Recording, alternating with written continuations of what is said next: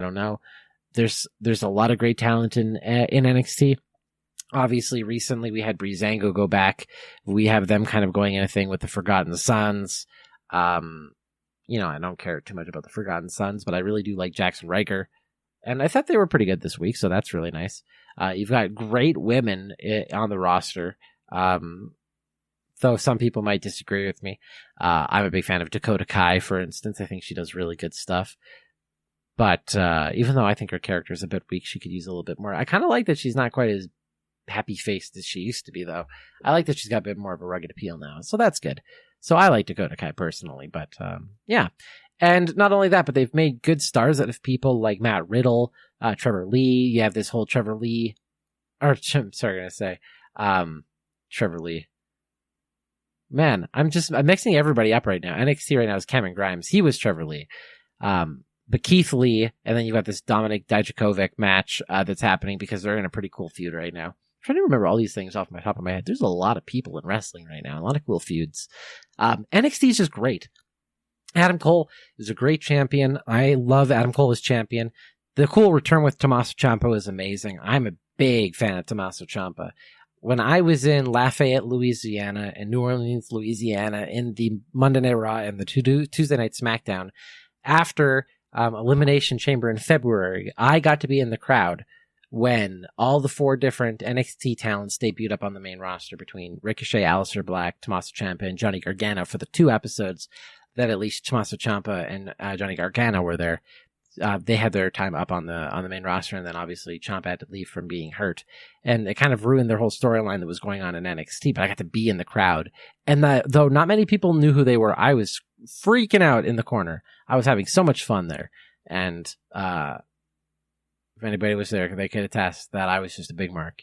And there's a lot of cool people around me in that crowd. I can't remember any of their names, unfortunately, but there was a really fun lady.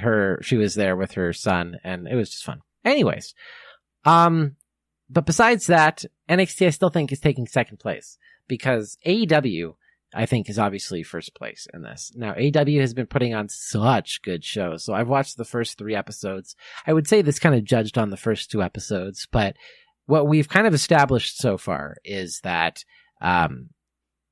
certain people can't be in teams. Certain people get angry really easily. Certain people are getting pushed really well. Some people have amazing storylines and really cool characters. Some people haven't had their debut really up on the main roster yet outside of AEW Dark, which has put on some phenomenal matches. I mean, Kenny Omega and Joey Janela's match ended up on AEW Dark. Think about that. That was an amazing match. But besides all of that, All Elite Wrestling is it's already building stars. And I know that people have said that AEW is not going to be a legitimate competitor to the WWE until they build stars. And I agree. And I think what they're doing right now is they're laying out some amazing foundations for certain wrestlers. Darby Allin, huge name right now inside of AEW. He's doing amazing work. Riho, now you can say she's well known from other things, but not really, especially not to the North American audience. They're building Riho really well. And alongside Riho, they're doing a great job with Dr. Britt Baker, DMD. On the side of the men's division, once again, you can say, not just Darby Allin that they're building really well. They're doing a great job with Sammy Guevara. They're doing great jobs with the tag division like Private Party. They're building up people to be incredibly dominant and legitimate wrestlers, people like Cody and Chris Jericho. Now you can say these are names obviously from other divisions. Yeah, it's true. Kenny Omega as well. He came from somewhere else, so you can't really count him. Pac. He was Neville in the WWE. He's the bastard. You can't really count him. You've got people like, of course, Hangman Adam Page coming from New Japan. So you don't really consider him. But some of the names that you can really look for, and people like, for instance, tonight, who put on a great match, Marco Stunt and Jungle Boy, who haven't been signed to any major promotion. Marco Stunt did a great job for being a guy his size, man. He is an incredibly talented wrestler, and he'll take some serious good bumps. And he's a really good interview, too. I watched his interview with him and Chris Van Vliet, and it was really well done. And big props to Marco Stunt. Dude's a really talented guy, and he's got a cool story. Apparently, when he was a teenager, he was playing sports, and he hurt his growth plate in his back. And even though he was meant to be short, he was supposed to gain another 4 inches or something. After that, he couldn't grow anymore. So, cool story. Unless you know that about Marco Stunt now. But they're doing a great job building them. Luchasaurus as well. Now you can say he was built a little bit by Lucha Underground, so maybe. But he wasn't on tonight's show. Apparently he may have got injured. May potentially a serious leg injury, a legitimate leg injury. So we'll see. Hopefully everything is okay for Luchasaurus. I'm a big fan of his too, so I hope he's not hurt. But beyond that, if you're looking, MJF is going to be a huge star. He's already able to make the pop, or the crowd pop. He's already able to make the pop. I can't talk right now. He's already so good at making the crowd pop. And that spot that he had last week in the ring with the Inner Circle, where he had a chair and he had the opportunity to hit Cody, but then he didn't, and he still attacked the Inner Circle. He had like the whole crowd chanting like, no, no, no. And then some people were like, yeah, do it, hit Cody. And then like when he didn't and he attacked Santana and Ortiz, the crowd just popped really big. Everybody's going to love MJF. He's doing a great job. And then there's other people that I think they're having a little bit of trouble getting over right now, and it's hard to kind of connect with their character. Peter Avalon, unfortunately, the librarian, especially with Leva Bates as well. Peter Avalon just doesn't look like he likes his gimmick right now. And at first that was kind of funny with his gimmick, but now he just legitimately looks like he doesn't like his gimmick, and I don't think Peter Avalon likes the librarian. I'd be interested to see what he looks like if he shaved his hair and maybe got rid of that mustache of his. I don't know. I want to see what else Peter Avalon can do, because right now he's essentially being booked as the weakest person on the roster. Other than maybe Joey Janela, who can't seem to win a match either right now. But Kenny Omega had a match tonight. He was teaming with Adam Page to take on Jon Moxley and Pac, who were both undefeated going into tonight. And Kenny Omega and Adam Page, and those four, like, they put on, such a good match. That was an incredibly good match. And we actually had a spot where Jon Moxley did like a tope over the top rope, attacked, and hit Pac as well as Kenny Omega on the outside to try to take them out. And it led to a little bit of discourse between the two of them. They started to, talk back and hit back one another. And there's a point where Moxley and Jericho grabbed their weapons of choice. Jericho with the broom wrapped in barbed wire, and Moxley with the bat and barbed wire. And they're about to attack each other, and then Pac comes in and like grabs them both, like both the weapons, and he's like throws them out of the ring, and he like points at Jon Moxley, and he's like, "Use your head. If you use that, we get disqualified. Use your head. Use your head." He's like hitting him. He's like, "What are you, stupid?" and stuff like that. And Moxley just gives him, I guess, I don't know what they're calling this right now. Is it the Death Rider? Is it the Paradigm Shift? It was the Dirty Deeds back in the WWE when he was Dean Ambrose, but Jon Moxley hit. I'm going to call it the Paradigm Shift until it's disproven again. But it was the Death Rider, essentially. He hit that, and he lays out Pac in the ring, and he just walks out. He's like, I don't care about this match. And he just literally walks. He leaves the ring. He just goes into the back.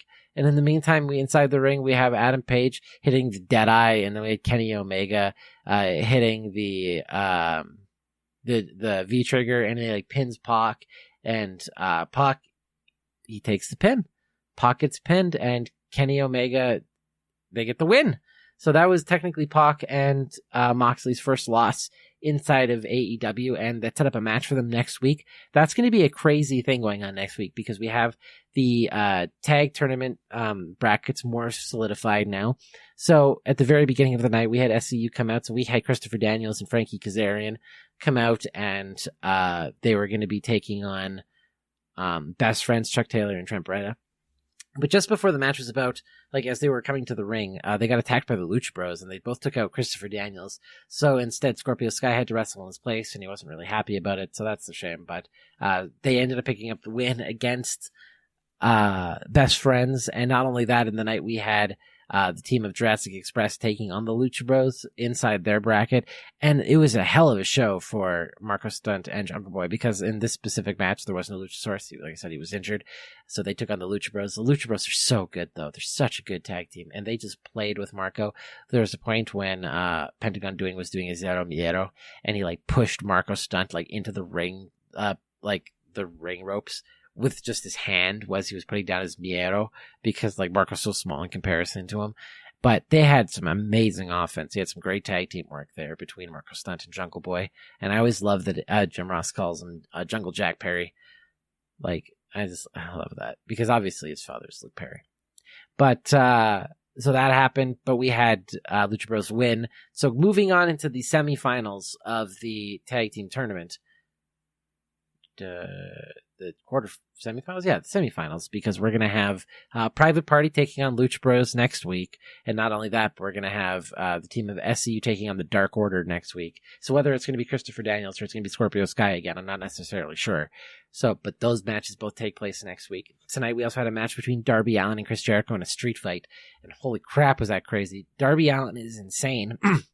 He will do anything to his body, it feels like. In this match, we had Chris Jericho actually tie his hands up behind his back with like legitimate tape, and we had to watch like Darby Allin wrestle the match for like a good 3 or 4 minutes with his hands taped behind his back. But that didn't stop him from actually doing great moves, from everything from like a drop kick to like a leap out of the ring to like a leap off the rope and like flipping onto Chris Jericho to like some crazy high rope top move.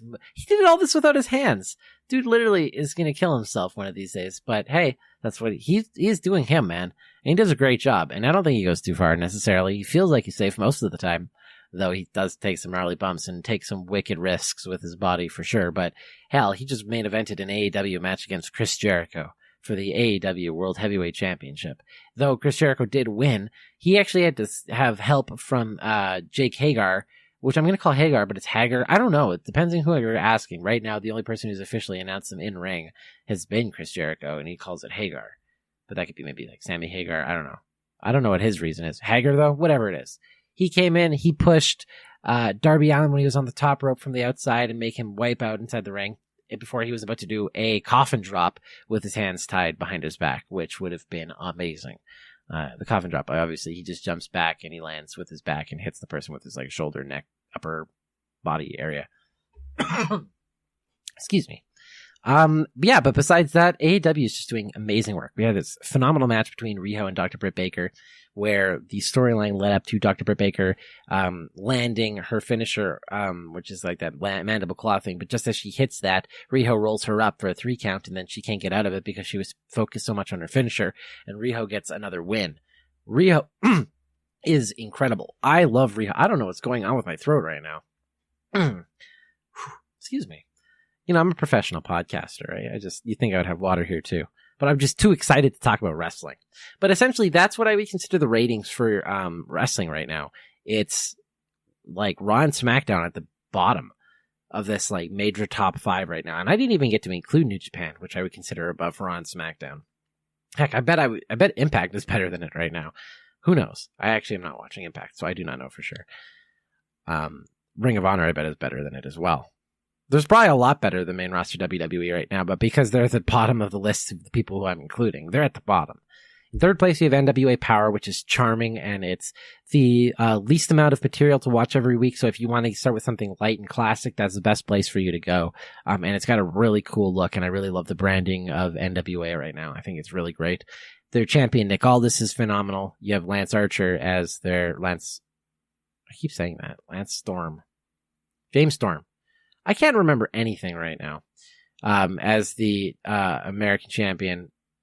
So good.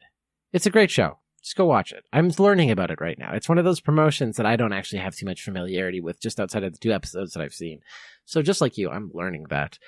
So you'll have to excuse me if I can't remember all the names. And I'm very intrigued. If somebody is listening to this, can you guys tell me what the buzz behind Josephus is?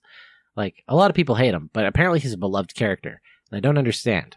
What's going on with Josephus? Anyways, third place goes to NWA Power. Second place, we have NXT, because NXT is putting out some of the best wrestling and still has some of the best storylines, some of the best wrestlers in the world right now. Adam Cole can't do any wrong. You've got Tommaso Ciampa back. We have Finn Balor there. We have Breezango there doing some amazing work. We have the Undisputed Era carrying all the gold. We have Shayna Baszler doing amazing work. We have a cool feud going on between Dominic Dijakovic. I'm never going to get used to that. Chris Dijak and Keith Lee. And we have, like great workers with people like Pete Dunne. So good. NXT takes second place, and a well-deserved second place as well. And in first place, I'm giving it to AEW. I think they're just putting on an amazing product right now that I think a lot of people are considering to be the more must-see show. And I'm curious to see how they're going to be doing in the ratings. Obviously, last week, people were saying, oh, they didn't do so good because they just got around about 1 million last week, as opposed to their debut, where they got 1.4. Who cares? Really, who cares? Let's see how they do. They still beat NXT. So everybody was down. So let's see how this week goes. as WWE put it, it's not a race. It's a race. It's not a sprint. It's a marathon. I think that's the words that they used. But yeah, I think AEW is going to win for a third week in a row because a lot of people that I was talking to, they were watching AEW. But that does it for me today, guys. Hope you have yourself a wonderful day, and I hope you guys are enjoying wrestling